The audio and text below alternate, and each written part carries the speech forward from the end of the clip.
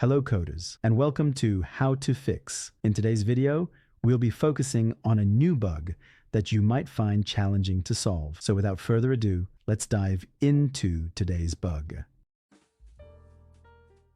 Now, let's execute code 1 to generate the error and observe what happens. Now, here's the breakdown and the fix for the issue. Please pause the video to read the explanation.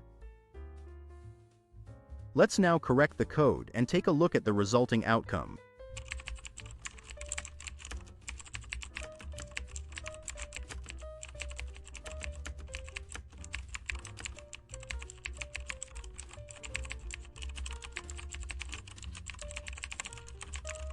And just like that, the code is running smoothly and our output is on point.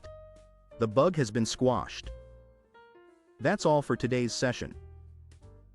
If you found this guide beneficial, please like the video and join our channel for more how to fix coding videos. Always stay eager, continue your learning journey, and enjoy your coding experience.